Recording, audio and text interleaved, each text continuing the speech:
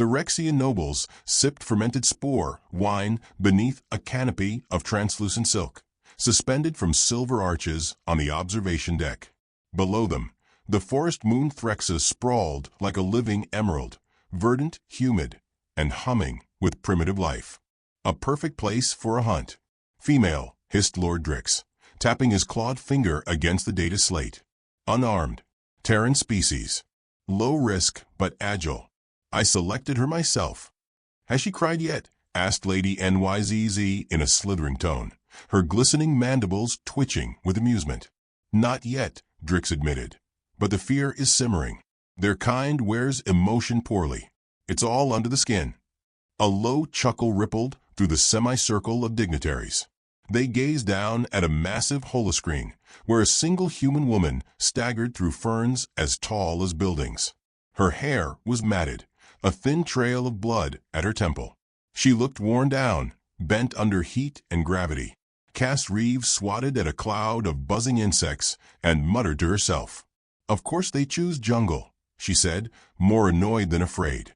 God forbid they pick a desert or tundra. No, always the sweaty places. She paused by a stream, knelt, and drank like she hadn't in hours. The camera drone zoomed in. Her lips were cracked. One boot was untied. Her shirt hung off one shoulder, and her ribs were visibly bruised. Drix raised his glass. To the hunt. They toasted. Cass rolled her eyes as she stood. The drone above her emitted a soft hum, following her like a curious child. She flipped it off without looking up. Yeah. Get my good angle, you intergalactic perverts. In orbit above Threxus, aboard the gilded cruiser Imperium's Thorn, the hunt director recorded her biometrics. Minimal hydration, elevated heart rate, toxins in bloodstream, probably from the water source. She's degrading fast. Lord Varnix adjusted the lace at his throat. Perhaps too fast. We must keep the game sporting, yes. I can slow her down, the director offered.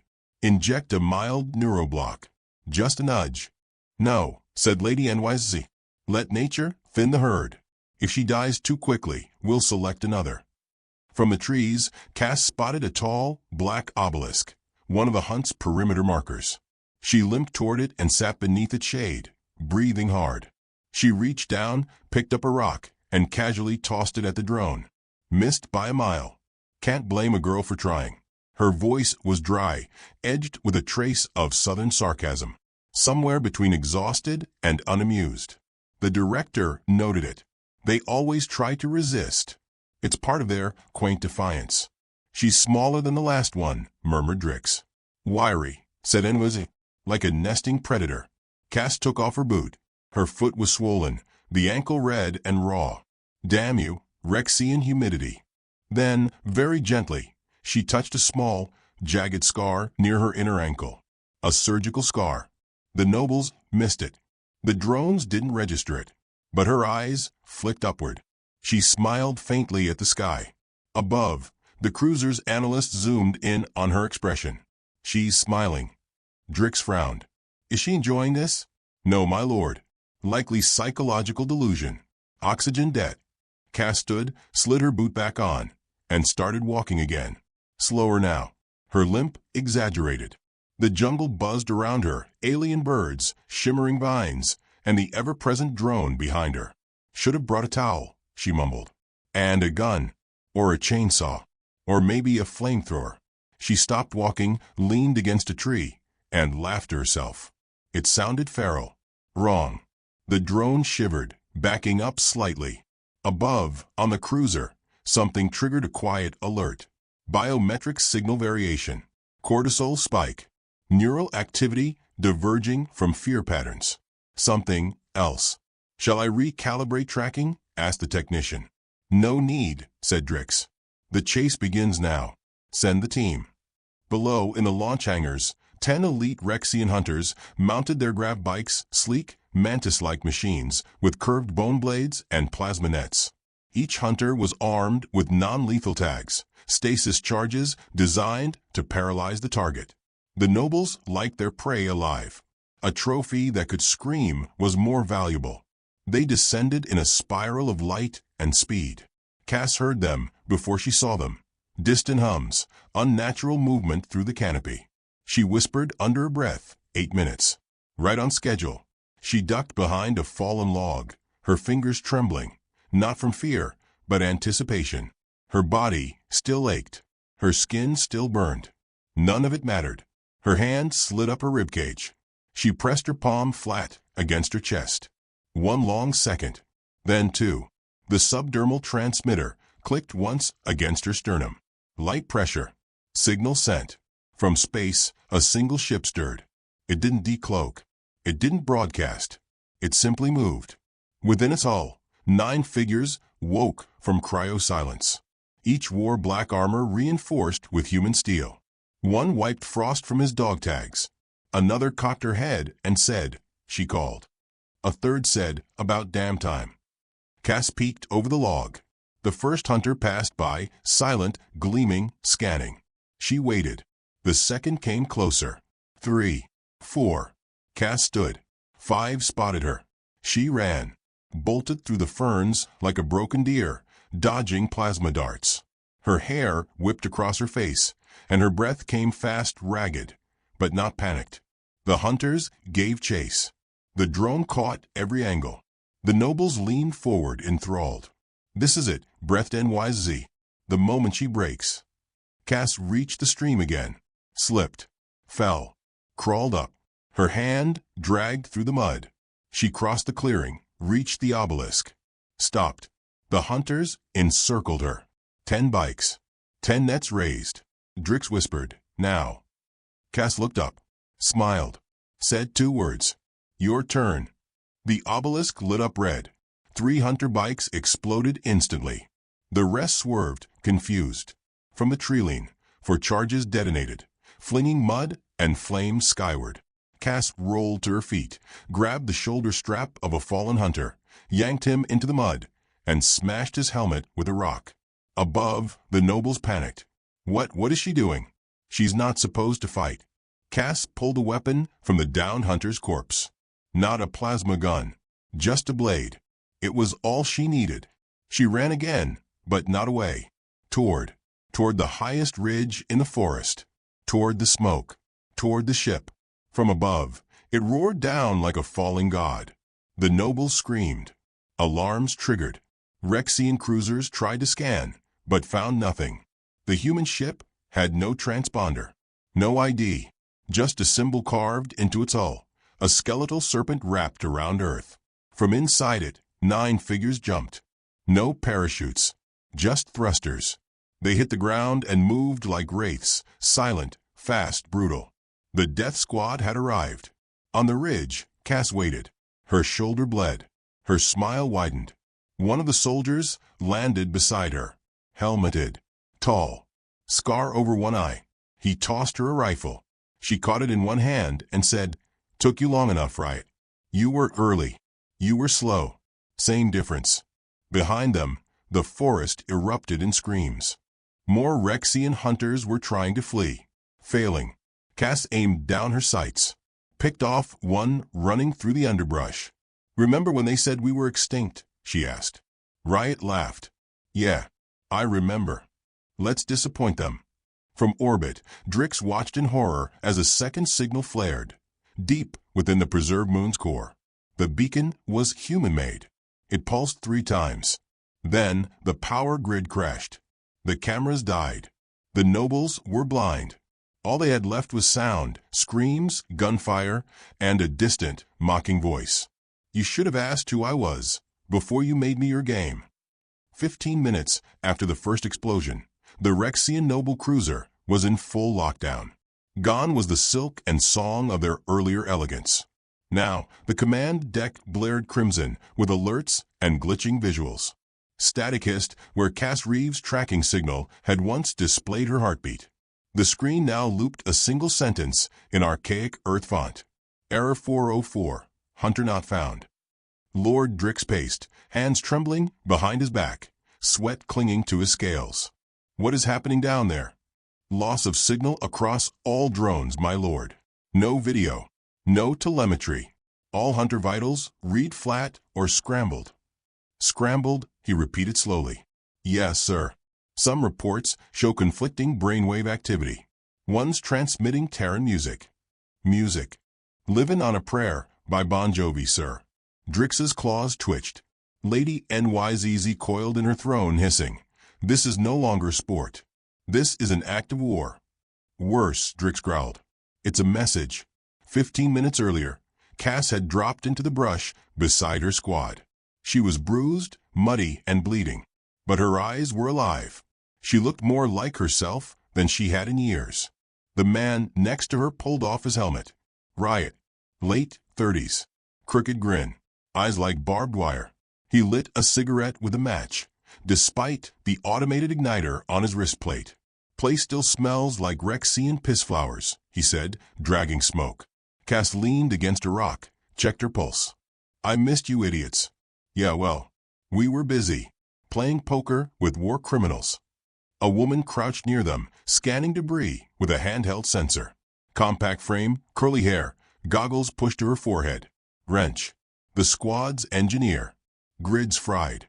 Moon's internal systems are scrambled. Looks like someone might have triggered a fail-safe beacon. Cass smirked. Oops. Jojo appeared from behind a tree, rifle slung across his shoulder. Tall, lean, cowboy hat somehow untouched by battle. 2 Rexians down on the West Ridge. One tried to surrender using hand puppets. I shot his puppet first, for confusion. Riot raised a brow. Necessary. He was using Kermit, Riot. Kermit. Cass laughed.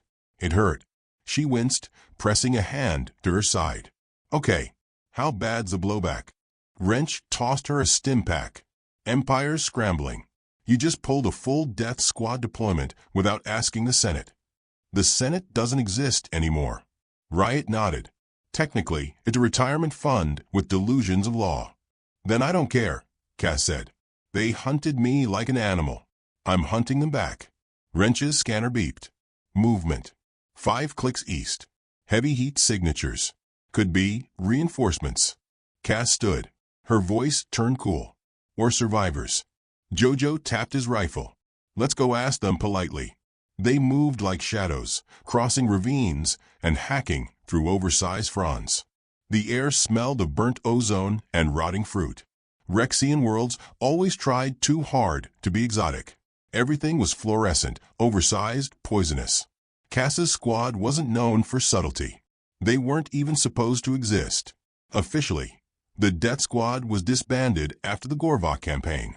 Too violent. Too human. Too effective.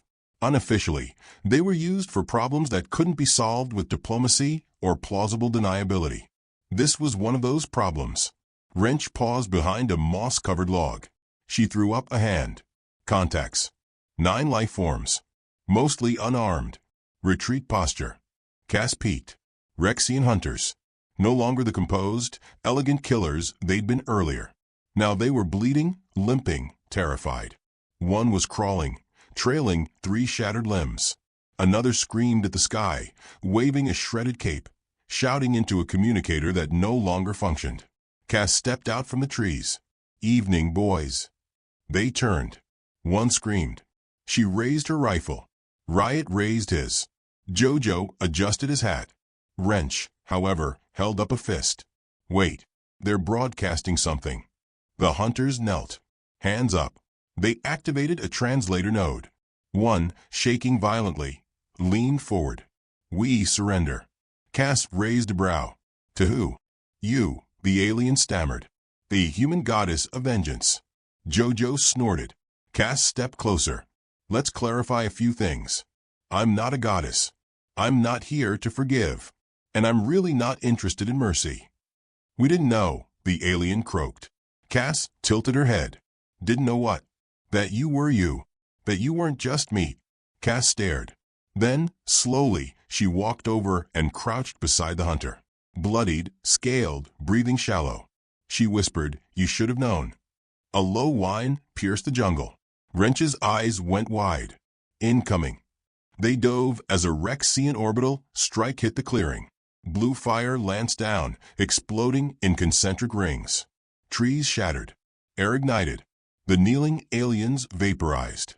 Cass rolled behind a tree. Her ears rang. Smoke filled her lungs. They're nuking their own people, Riot shouted. They want you dead that bad. Not just me, Cass coughed. Us.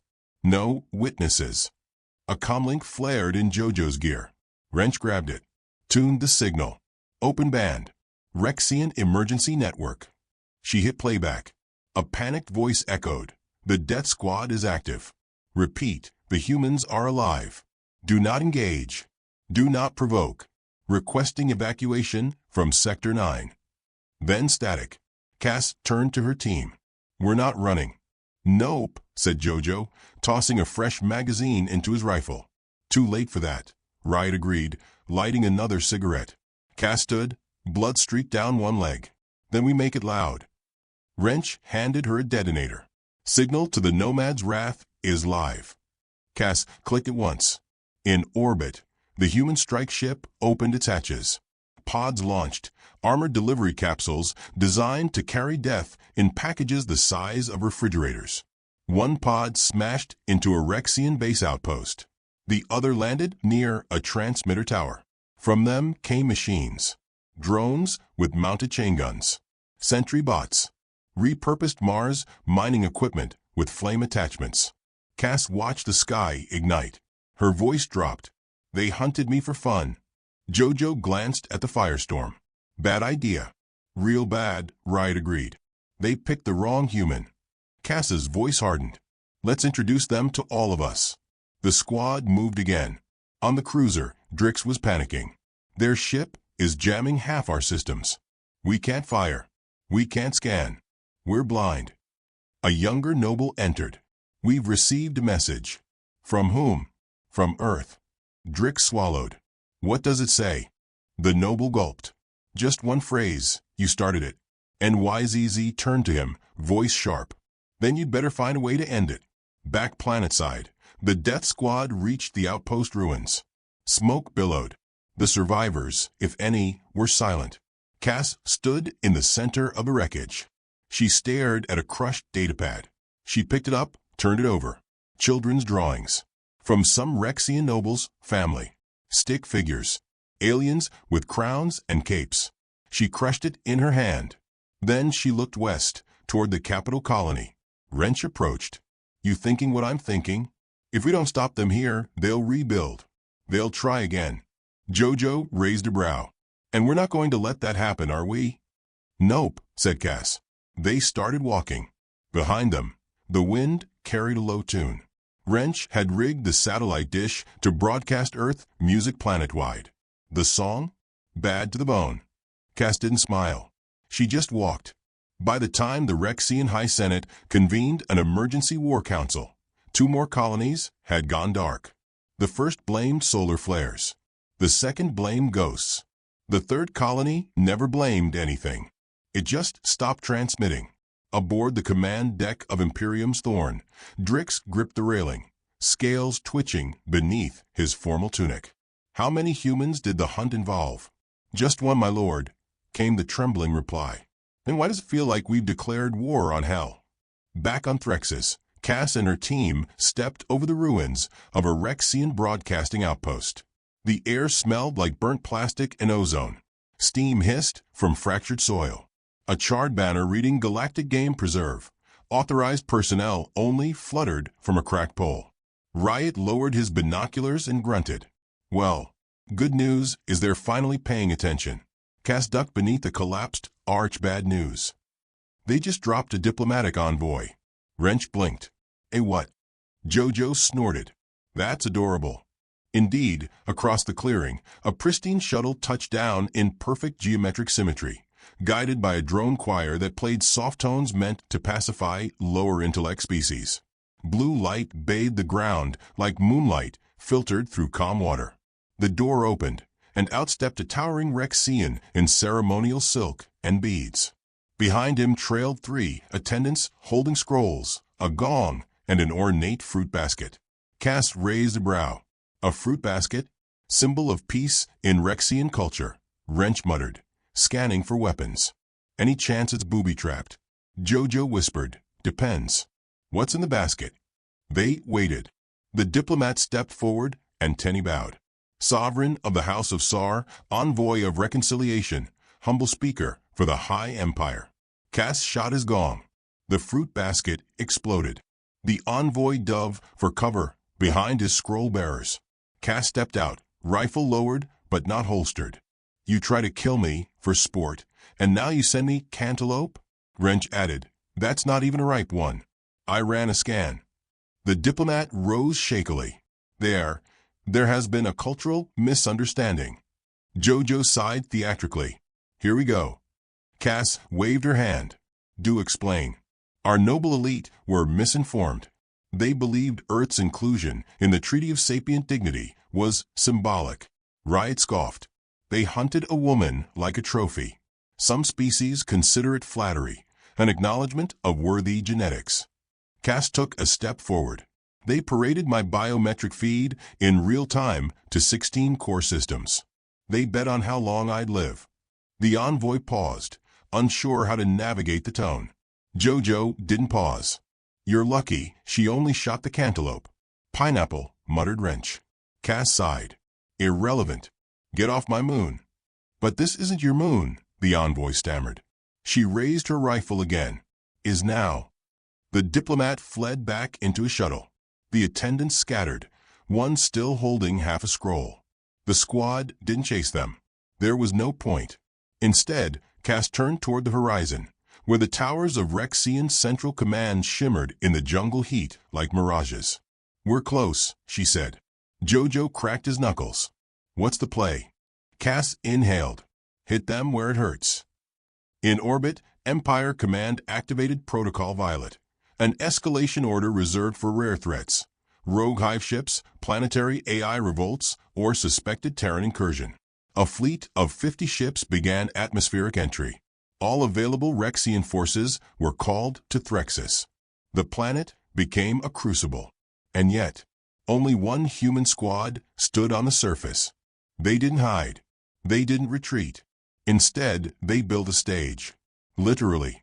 Cass stood atop a repurposed cargo platform wired to the broken broadcast system. Beneath her, Wrench rerouted the satellite uplink, teeth gritted around a pair of fuses. 5 minutes till broadcast, she said. You sure you want to go live galaxy-wide? Cass nodded. They've been watching me run. Now, let them watch me speak. The others surrounded her. Jojo whispered, you always like theatrics. Cass looked out across the jungle canopy. We weren't supposed to come back. They erased us. They tried, Riot said. They failed. Cass nodded and stepped in front of the camera. The feed activated.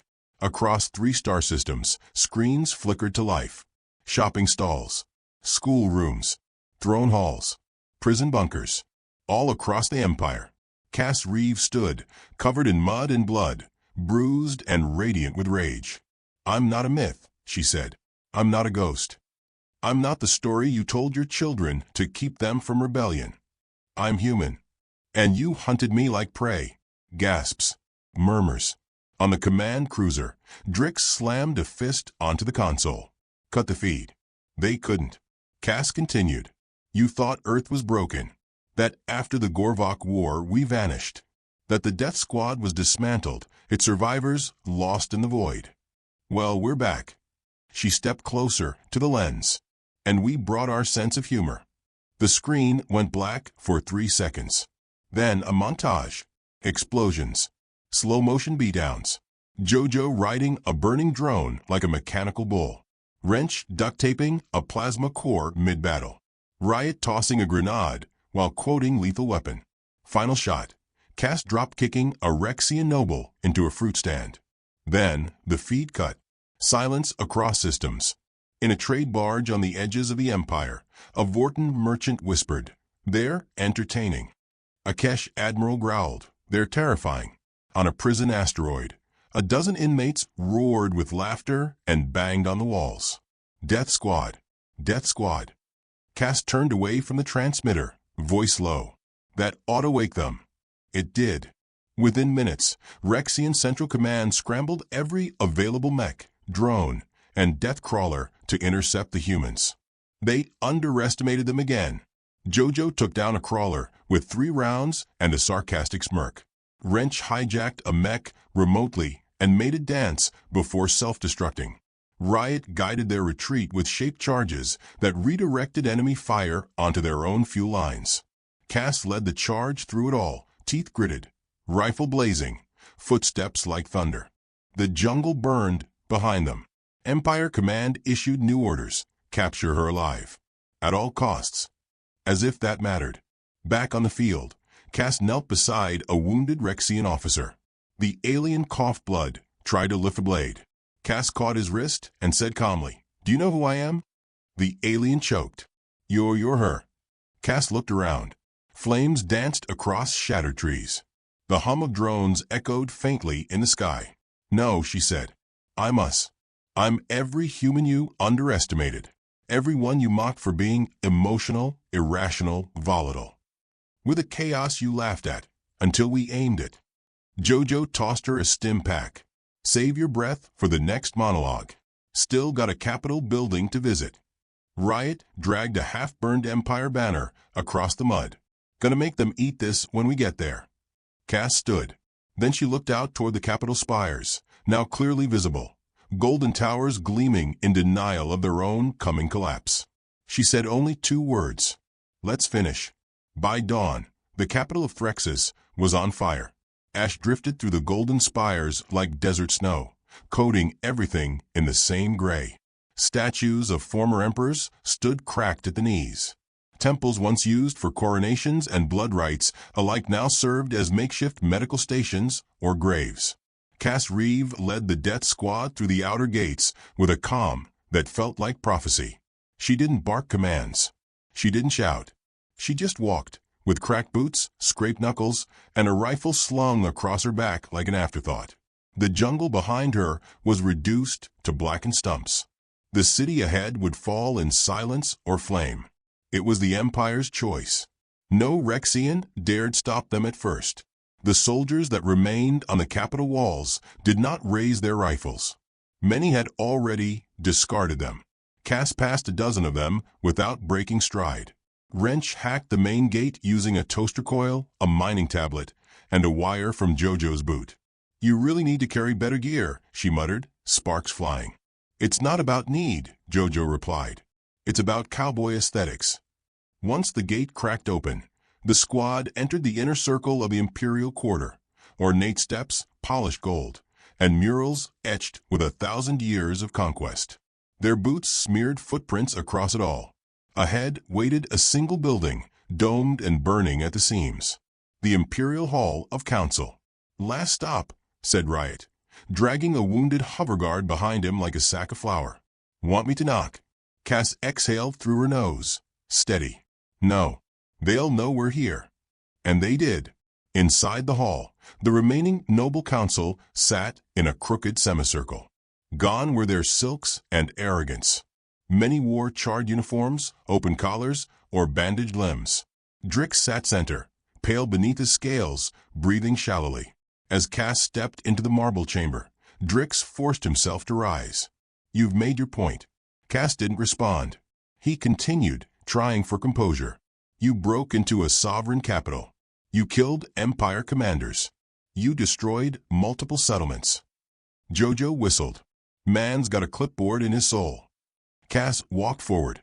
Her voice didn't rise. "I was hunted for sport." Drix clenched his jaw. "You were selected. Randomly. You streamed my blood to 16 systems. That wasn't my department. You auctioned bets on how long I'd last. That was tradition." Cass stopped 10 feet from him. Riot flanked her right. Jojo left. Wrench lingered in the rear, eyes on the tech systems lining the walls. "Your traditions," Cass said slowly, "aren't sacred to anyone but you." "You don't understand," Drix snapped. "The Empire must demonstrate control. We must remind the other races why we lead. Our cruelty is civilization." "No," she said.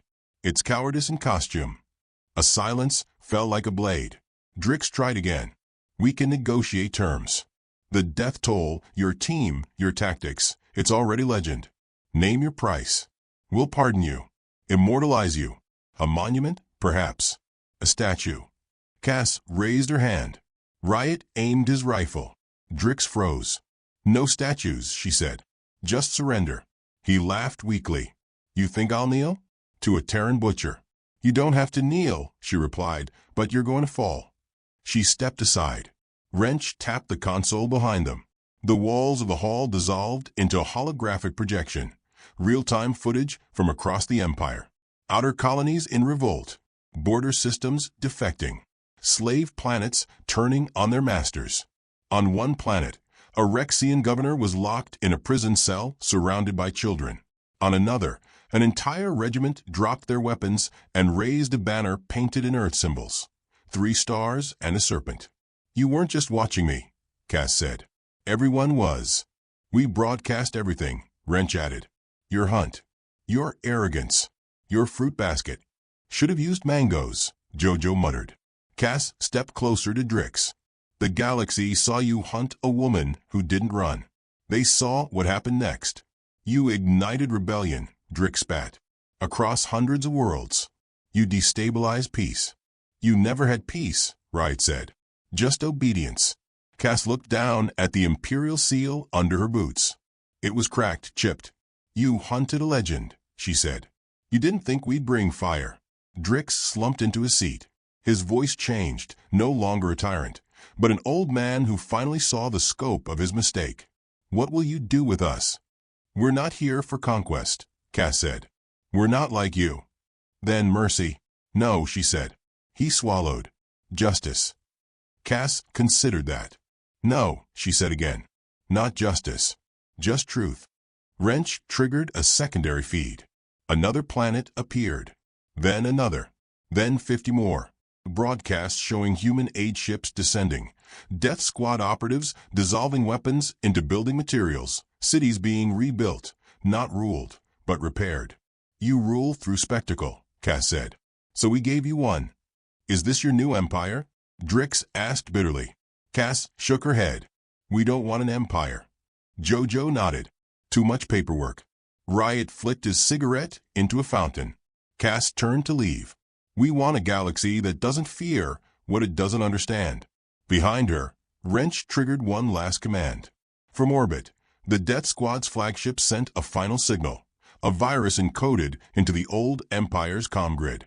Not destructive, not even hostile, just one message, over and over, in every language. "You don't hunt what you can't kill." Cass and her team exited the hall in silence. As the sun rose over Threxus, the people stepped from their homes, not to bow, not to cheer, but simply to watch. They saw the woman who had once crawled through mud, now walking out of the Empire's core untouched. The squad disappeared into the tree line.